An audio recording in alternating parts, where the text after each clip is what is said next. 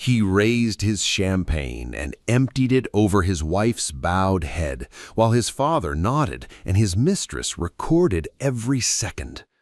"You're an embarrassment," he laughed. 300 guests watched in silence. What none of them knew was that the deed to the entire hotel chain, built from a single failing motel, carried only her name. Watch closely. I need you to see this the way I see it.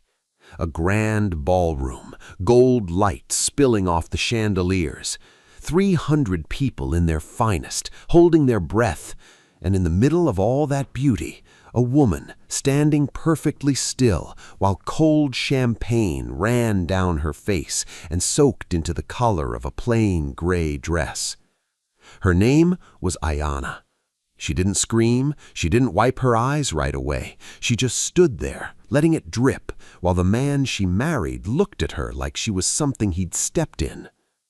"Look at her," Marcus said, turning to his guests with a grin.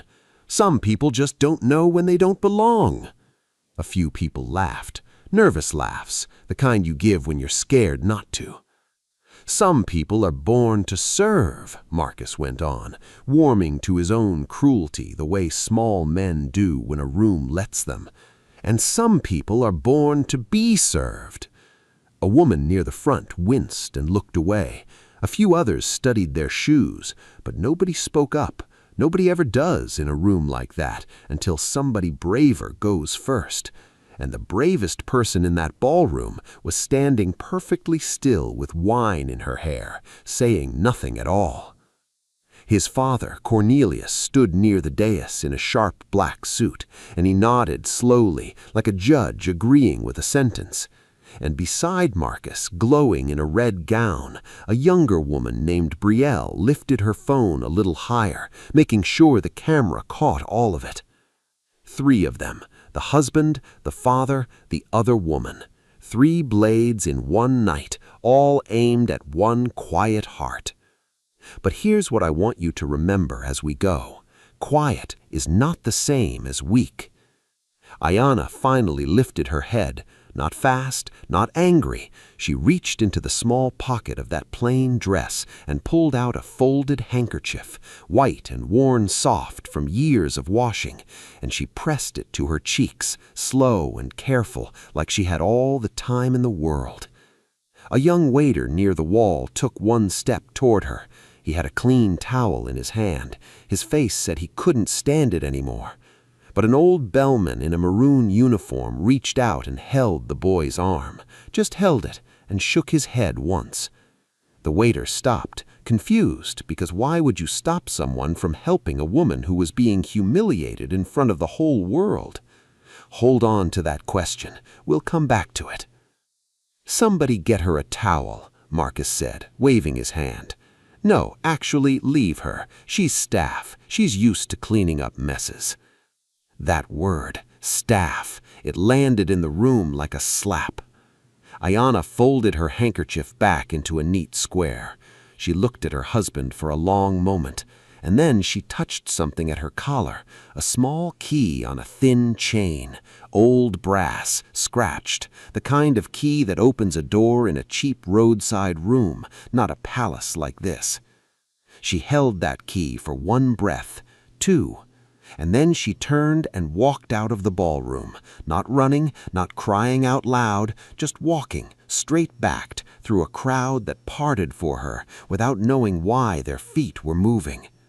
The doors closed behind her, and Marcus laughed again and lifted a fresh glass and called for the music to start.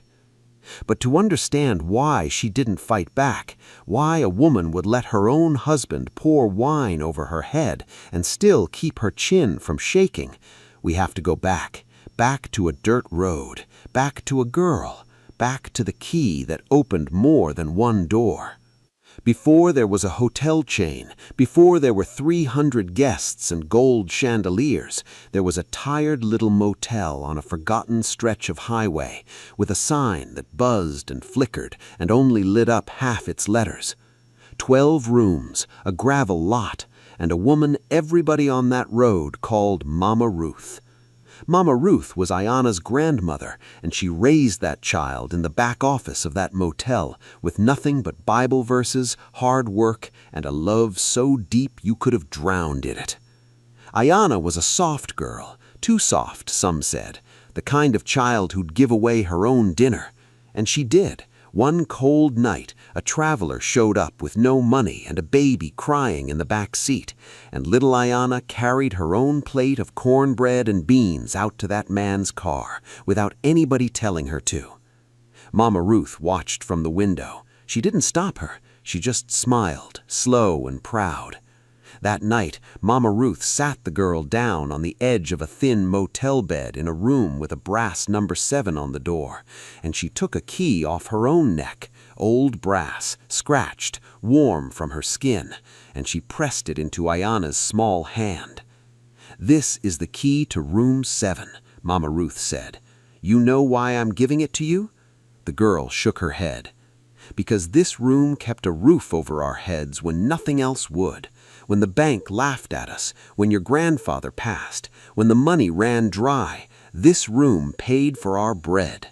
A door you own is a door nobody can ever throw you out of. You understand me?" "Yes, ma'am." "Loud people break things, baby. Quiet people build them. Don't you ever let nobody tell you those two are the same thing. Quiet is not the same as weak. You hear that? That's the second time you've heard those words. Burn them in. They're going to matter." Ayana wore that key every day after. Through school, through the years Mama Ruth's health started slipping, through the long nights she spent learning the books, the bills, the way a small business breathes. And then one winter, Mama Ruth passed in her sleep, gentle as a closing door. The motel was hers now, and the motel was dying. Here's the truth of it, and I want you to feel the weight. That little motel was worth almost nothing. The roof leaked. Half the rooms didn't rent. It was the kind of place a bank wouldn't touch, the kind of property folks drive past and feel sorry for. A man offered to take it off her hands for less than the price of a used car, and he acted like he was doing her a favor. Ayana stood in room 7 the night of that offer, the brass key in her fist, and she made her grandmother a promise out loud to an empty room. "I'm going to turn this one room nobody wanted into 100 rooms they'll fight to get into," she whispered, and then she went to work. I wish you could have seen the years that followed, because there's nothing loud about how a real thing gets built. There's no music swelling. There's just a young woman with a leaky roof and a notebook, learning everything the hard way. She fixed room 7 first, then room 8, one room at a time, with her own hands when she had to, hiring help only when she could. She slept in the back office. She answered the phone at 3 in the morning. She learned plumbing from a library book and bookkeeping from her grandmother's old ledgers. She turned that dying 12-room motel into a clean, warm little place that travelers started to remember and come back to. Then she bought a second one 2 towns over, another tired property nobody wanted. She fixed it the same way, quiet, patient, brick by brick, room by room. By the time most people her age were just figuring out what they wanted to do, Ayana had 3 properties, then 5. She formed a company to hold them, and she put a plain name on it, a name with no face attached, so that nobody walking into one of her hotels would ever look at the woman in the simple dress and guess she owned the floor under their feet. That was on purpose, always on purpose, because she'd learned the most important lesson of her life standing behind that flickering motel sign. When people think you're nobody, they show you exactly who they are. So she stayed quiet, she stayed plain, and the chain grew, one honest room at a time, until it stretched across the country. 11 hotels, hundreds of rooms, all of it grown from a single key on a thin chain. And not one person in her glittering world knew it was hers. And then, cut from that warm, flickering motel light to cold marble, to to champagne dripping off a woman's chin in a ballroom full of strangers. Same woman, same key around her neck. She kept that promise, every word of it. She just never told the man she married, and that secret was about to walk into the worst night of her life and turn it inside out. So how did a soft girl from a dying motel end up married to a man like Marcus Holloway? Let me tell you, because it matters. Years back, before the money, before the suits, Marcus was a charming young man working the front desk of a hotel in the city, and Ayanna, who by then owned that hotel quietly through a company nobody connected to her face, used to walk those lobbies in plain clothes, watching how her people worked. The staff knew her, the guests never did. That was how she liked it. She'd learned young that when people think you're nobody, they show you exactly who they are. Marcus thought she was a clerk, a sweet, simple woman who maybe worked in housekeeping or the back office, and she let him think it. Because for the first time in her life, a man was smiling at her and not at her bank account because he didn't know there was one. He courted her, he married her, and she loved him the way her grandmother taught her to love, fully, quietly, without keeping score. For a while, it was real. I won't lie to you and say it was never real. But men change when they start climbing, and Marcus started climbing. His family, the Holloways, carried an old name and an old reputation in that city. Cornelius Holloway walked into every room like he owned it. The problem? Behind the name, the accounts were empty. The Holloways were broke, proud and broke, which is the most dangerous kind of broke there is, because pride still has to be fed even when the wallet can't pay for it. Cornelius looked at his son's plain little wife and saw a dead end, and he started whispering. You married down, son. You could have had connections, doors. Instead, you've got a woman who shops at the corner store and won't even put on heels for a dinner party. And Marcus, insecure, ashamed, hungry to be somebody, started listening. That's the thing about this kind of betrayal. It's not a monster's choice. It's a small man's fear fed every single day until it grows teeth. Marcus wasn't born cruel. He was made cruel, one whisper at a time, by a father who taught him that love was worth less than a good last name. Then came Brielle. Brielle was beautiful, polished, and connected to a circle of investors the Holloways were desperate to get close to. She walked into a charity dinner on the arm of someone important, and Marcus couldn't stop looking. And Brielle, she didn't love Marcus, let me be plain about that. She saw the Holloway name, and she thought it came with the Holloway money. She was playing her own game, working both the father and the son, planning to marry into a fortune she assumed was already there. Two people using each other, each thinking the other one was the prize. Marcus told himself a story to feel better about it. He told himself Ayanna had held him back, that her quietness was weakness, that a man like him deserved a woman who turned heads. He needed her to be small so he could feel big. So he filed for divorce, and he did it cruel. He had papers drawn up fast, papers where he waived any claim to his assets, and she waived any to his, a clean cut, he thought, since in his mind she had nothing and he had the future. He signed his name with a flourish, proud of himself, never once reading what he was really giving away. Then he booked the grandest venue in the entire city for his engagement party to Brielle, the crown jewel of a hotel chain everybody in town wanted a piece of. He never knew. He never once knew that the ballroom he rented, the chandeliers he stood under, the marble floor he'd soon make his wife stand on while champagne ran down her face, all of it belonged to her. Let me show you just how blind a proud man can be. The night he booked that ballroom, Marcus came home glowing. He found Ayanna at the kitchen table in her robe, going over papers the way she did most nights. He didn't ask what the papers were. He never asked. If he had, he might have seen the letterhead. He might have seen the name of the very chain he'd just rented from. But he didn't look. He never looked. I got the grand ballroom downtown. he announced, loosening his tie. "Do you know how hard that place is to book? People wait a year. I made some calls. That's the kind of man I'm becoming, Ayanna. The kind of man doors open for." She set down her pen. She looked at him for a long, quiet moment, and she said, very gently, "I'm happy for you, Marcus. I hope that room gives you everything you're looking for." He didn't catch it, the sadness in it, the warning in it.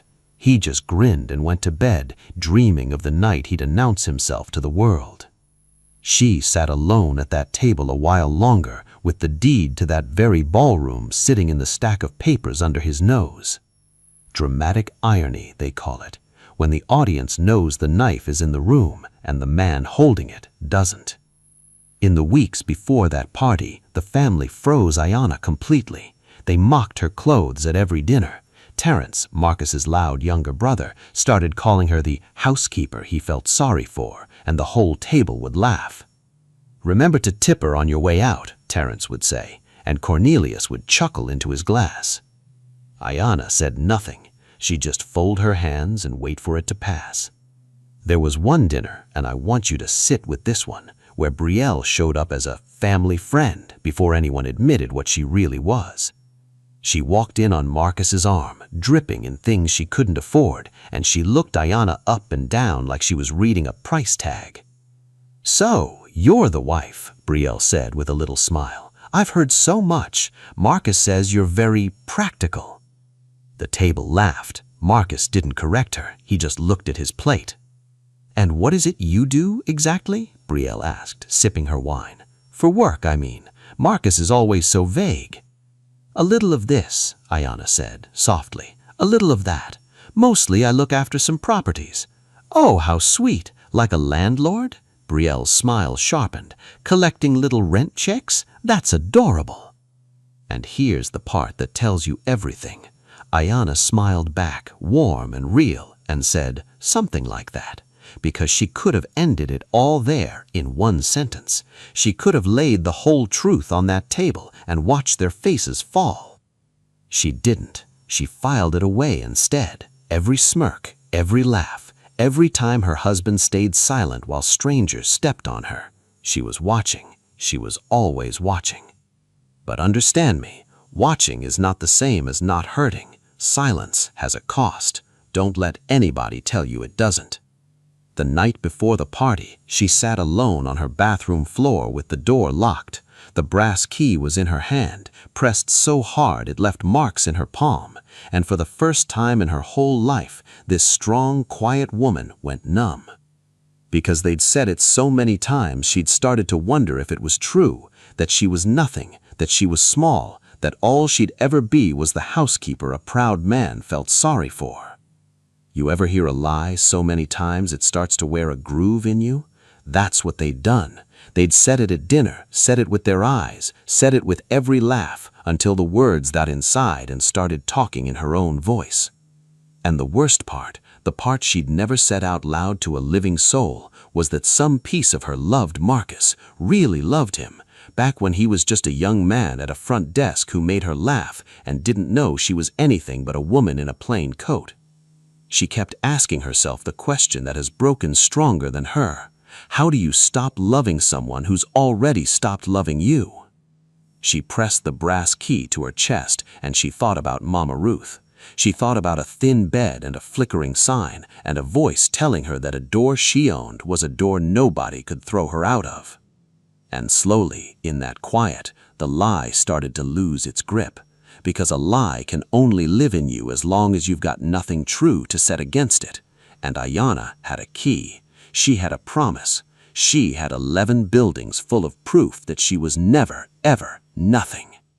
Her phone buzzed on the cold tile. It was a message from the general manager of her flagship hotel, a man named Mr. Dawson, who'd worked for her for 12 years and would have walked through fire for her. "Ms. Grant," it read, "the staff are asking. The Holloway engagement event is booked in your ballroom for tomorrow night. Do we proceed as planned? It is entirely your call. Just say the word and it disappears." Ayanna stared at that message for a long time. She could have canceled it, One word. She could have pulled the booking, locked the doors, and never let Marcus humiliate her at all. But something in her, something Mama Ruth planted in a girl on the edge of a thin motel bed a long time ago, wanted to see it, all of it. She wanted to know exactly who these people were when they thought they couldn't touch them. A single tear ran down her face and dropped onto the screen. Then her jaw set, slow, hard, like a door deciding to open. She typed back 2 words, proceed, quietly. For 10 years she had chosen to stay small to keep the peace, to swallow it, to smile through it. Tomorrow night she would stop choosing, and I promise you nobody in that ballroom, not one single soul, saw what was coming. Now we're back to the champagne, back to the laughter, back to the moment we opened on, except now you know what it cost her to stand there and take it. Now you know that the woman with wine in her hair owned the floor under every shoe in that room. She'd walked out after he poured that glass, you remember, through the parting crowd, brass key at a parlor, doors closing behind her. But she didn't leave the building. Oh no, she went upstairs. And while 300 guests danced and drank and whispered about the strange scene they'd witnessed, while Marcus held Brielle close on the dais and Cornelius shook hands and lied about his family's fortune, Ayanna stood in a quiet suite on the top floor, looking at herself in a tall mirror. She took off the plain gray dress, folded it, set it down gently, the way you set down something that carried you through a hard road and earned its rest. And she put on a new one. Deep midnight blue, cut clean and elegant, the kind of dress that doesn't shout but makes a whole room go quiet anyway. She didn't take off the brass key. She let it rest right at her throat, in plain sight, where everyone could see it. Then she looked at her own eyes in the glass and said 3 words, soft. Quiet is not weak. That's the 3rd time, family. Hold it. Here's where it stops being a lesson and starts being a weapon. Downstairs, the party rolled on. Marcus tapped his glass for a toast. The room hushed. He pulled Brielle to his side and beamed at the crowd. "Thank you all for coming," he said. "Tonight isn't just an engagement. It's a new chapter for the Holloway name, a return to where we belong, at the top." Applause. Cornelius dabbed his eye like a proud father. Brielle smiled for the cameras. And that's when the doors at the back of the ballroom opened. Mr. Dawson, the general manager, walked in, tall, silver at the temples, in a perfect dark suit. He went straight to the small stage, leaned to the band, and the music stopped. Marcus frowned. "Excuse me, we're in the middle of—" "My apologies, sir." Mr. Dawson's voice was calm, and it carried. He took the microphone. "Ladies and gentlemen, on behalf of all of us, I'd like to take one moment to welcome someone very special tonight. It isn't often she joins us in person." Murmurs, people glancing at each other. "Please," Mr. Dawson said, "welcome the founder and owner of this hotel and all 11 in the chain, the woman who built every room you're standing in tonight, Miss Ayanna Grant." And every set of eyes in that ballroom turned to the grand staircase, where Ayanna stood in deep blue, brass key shining at her throat, looking down at 300 faces. For one heartbeat, nobody moved, nobody understood. And then something happened that I need you to see clearly. The staff started clapping first, the waiters, the bartenders, the old bellman in the maroon uniform. They clapped hard, and some of them had tears standing in their eyes because they had known the whole time. They had served her in silence for years and watched a fool pour wine on their boss and been ordered to say nothing. Now you know why that old bellman stopped the waiter with the towel. He wasn't being cruel. He was protecting her plan. He knew what was coming. The guests caught on slow, then all at once, 300 people turning to stare at Marcus, at Brielle, at Cornelius, and back up at the woman on the stairs. Marcus's face had gone the color of ash. Ayanna came down the staircase, slow, steady, the whole room silent enough to hear her heels touch each step. She walked across the marble floor, the floor he'd called her staff on, and she stopped right in front of her husband. "Marcus," she said, quiet, not a shout anywhere in it.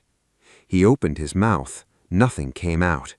"You poured champagne over my head in my own ballroom. You called me staff in front of 300 people." She tilted her head. "Do you remember what you said to me? You said some people just don't know when they don't belong." The microphone in Mr. Dawson's hand caught every word and carried it to the back wall. Marcus found his voice, and it cracked. "Ayanna, there's been some kind of—" "There's no mistake." She lifted the brass key off her chest, just an inch, so the light caught it. "You see this? My grandmother gave me this key when I was a little girl. It opens one room in a motel most people have never heard of, room 7, a leaky little room nobody in the world wanted." She turned, slow, so the whole room could hear. "She handed me one room nobody wanted," Ayanna said, "and I turned it into every room you are standing in tonight." You could have heard a pin drop on that marble. And here is where it cuts deepest. Here is the only time I'll put a number on it, and I'll put it the way it hit them. The papers you signed last week, Marcus, the ones where you waived every claim to what you thought was nothing, those didn't sign away my fortune. She let that sit. They signed away yours, every dollar your family was hoping to marry into. The investors your father has been chasing for 2 years, they were chasing me. You threw away a life worth more than your whole bloodline ever built, and you were too proud to even see it sitting next to you at breakfast. Brielle slowly lowered her phone, the same phone that minutes ago had been recording a woman's humiliation to laugh at later. Now it hung at her side, forgotten, while the color drained out of her face. Cornelius reached out and gripped the back of a chair to keep him standing. You could watch the arithmetic happening behind his eyes, the desperate man doing the math, realizing that the fortune he'd been chasing for 2 years had been sitting at his son's dinner table the whole time, in a plain dress he'd taught his son to be ashamed of. Over there by the tall windows, a small group of well-dressed strangers had gone very still. These were Brielle's people, the investors, the important ones. The whole party was secretly designed to impress, and they were not looking at Marcus anymore. They were looking at the woman in blue, walking away from all of them. And money in a room can smell where the real power is. It always could. And every nose in that circle had just turned away from the Holloways and towards Ayanna Grant. And Marcus just stared at his wife like a man watching the ground open under his own feet. 300 people came to that ballroom to watch a quiet woman shrink. Watch what happens now that she's finally standing straight. Marcus looked around the room, wild now, searching for one friendly face. This is some kind of trick. She's lying. She's a clerk. She works in housekeeping. Everybody knows. "Sir," the old bellman in the maroon uniform stepped forward from the wall. His voice was rough and steady. "I've opened the door for Miss Grant 9 years, carried her bags up to that suite more times than I can count." He looked at Marcus with something close to pity. "We all knew who she was, every one of us. We were just waiting on you to find out." And that landed harder than anything, because it meant the people Marcus had walked past like furniture, the staff he never once looked in the eye, had known the truth the whole time. They'd watched him pour wine on their boss and been ordered to hold their peace. The humiliation wasn't just that he'd lost, it was that everyone but him had been in on the truth. "You wanted me to be small so you could feel big. I let you. For 10 years, I let you, because my grandmother taught me that loud people break things and quiet people build them." She looked him dead in the eyes. "Quiet is not the same as weak. You just found that out in front of everyone you wanted to impress." "Ayanna, I love you. I always loved you. The rest of it, Brielle, my father, all of it, that wasn't me, that was them." She studied him for a moment, and there was no anger in her face, only something tired and final. "No," she said quietly, "it was you. You just let them hand you the reasons." She paused. "A man who loves you doesn't need 300 witnesses to do it in front of. He just needs you in a plain dress on a regular Tuesday. You had that. You poured it out on the floor." She turned to walk away. "Wait, Ayanna, please. We can fix this. I made a mistake. We're still married. The divorce isn't even—" "The divorce finalized this morning." She looked down at his hand on her arm until he let go. "You signed it yourself. You were in such a hurry to be free of me." And she walked. Now, you'd think that would be the end of Marcus Holloway, but the night wasn't done with him yet. Karma rarely knocks just once. Because the investors Brielle had brought, the important ones, the ones the whole party was secretly designed to impress, they'd been standing right there. They'd heard it all. They'd heard that the Holloways were broke. They'd heard that the real fortune in that room belonged to the woman in blue walking away from all of them. And money does not stay in a sinking room. It never has. Within minutes, the most important guests were quietly gathering their coats. One of them, a sharp older man who'd come on Brielle's invitation, walked right past Marcus without a word and stopped instead in front of Mr. Dawson. "Please tell Miss Grant that my partners and I would be honored to meet with her at her convenience." Then he left. They all left. The whole circle of power Marcus had spent his family's last reserves trying to dazzle, gone, following the real money out the door. And Brielle? She turned on Marcus right there on the dais, in front of everyone still watching. "You told me," she said, her voice low and shaking with anger, "that you were the one with the money. You told me your family was set. You told me." She laughed, but there was no humor in it, only fury at her own miscalculation. "You don't have anything. You're not the prize. You're the joke." "Brielle, don't." She pulled the engagement ring off her finger and pressed it into his hand, and even that was a final insult, because they both knew he'd bought it on credit. "Find a way to pay for this. I'm done." And she walked out too, chin high, already scrolling her phone, already chasing the next door. The other woman, the outsider, gone the second the money proved to be a mirage. That's the thing about a love built on a bank account. It leaves the moment the account does. That left Cornelius, the proud man, the one who'd whispered in his son's ear for 2 years, the one who taught Marcus that a good last name was worth more than a good woman. He didn't get to keep his pride either, because that very night, in front of the few guests still lingering, the truth of the Holloway finances finally spilled out. Someone asked him point blank about a debt, a serious one, the kind that doesn't stay hidden once people start looking. And Cornelius had no answer. His hidden bills, his borrowed lifestyle, the whole paper castle he'd built to protect that precious name, it cracked right there on the marble, in public, in front of the exact people he'd spent his life performing for. The Holloway name, the only thing the family had left, broke in a single night. And watch how fast it all came apart, because this is the part folks forget. The whole tower the Holloways built was held up by one thing, the appearance of money. Not money, the appearance of it.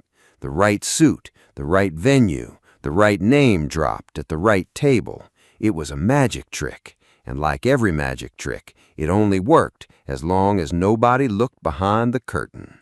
Ayanna didn't tear them down. She didn't have to. She just stepped into the light, told the truth one time, and let everyone in that room look behind the curtain at the same moment. That's all it took. The truth doesn't have to shout. It just has to show up. Cornelius reached for his son's arm, the way he'd reached for that chair, looking for something to hold him up. But Marcus pulled away from him, because for the first time in his life, Marcus could see his father clearly too, the man who'd whispered him off a cliff and called it advice. "You did this," Marcus said to him, hollow. "You told me she was holding me back." "I told you to aim higher," Cornelius said, but even his voice had lost its iron. "How was I supposed to know? You weren't supposed to know anything. That was the problem. You never once asked who she actually was. Neither did I." And Marcus stood alone in the middle of his own engagement party. No fiancé, no investors, no fortune, no wife. Just a glass in his hand and 300 people who'd watched him lose everything he thought made him a man. Now, here's where Ayanna surprised even me. She could have had him dragged out. She could have called security and let him be hauled past every guest like the trash he'd treated her as. Nobody in that room would have blamed her. Some of them were hoping for it. Instead, she stopped at the door and spoke quietly to Mr. Dawson. She said, "Walk him out. Don't drag him. He's still a man. Let him keep his feet." Mr. Dawson blinked. "After what he did to you? Especially after what he did to me." She looked back once at Marcus, standing lost under the chandeliers. "I'm not going to become him to get back at him. My grandmother didn't raise me that way." And that, family, that right there is the difference between revenge and dignity. Revenge needs the other person to suffer. Dignity just needs to walk out with its head up. So Mr. Dawson walked Marcus out gentle, a hand on his shoulder, like you'd guide a man who'd had too much to drink, and the doors of the grandest ballroom in the city closed behind Marcus Holloway, who walked in that night thinking he was about to become somebody, and walked out having lost everything he thought made him a man. Ayanna didn't watch him go. She was already moving through the crowd, and they parted for her again, the same way they had hours before. But this time, their faces weren't confused. This time, they knew exactly who she was. Silent, dignified, key at her throat, head level. The woman they called Staff, walking out of her own kingdom on her own 2 feet. Some weeks passed, and on a quiet morning, far from the city, far from the marble and the chandeliers, a car turned off a forgotten stretch of highway and crunched into a gravel lot. The motel sign stood there, older now, but cared for, every letter lit. 12 rooms, the same little office where a grandmother once raised a soft little girl on Bible verses and love. Ayanna had never sold it, never could.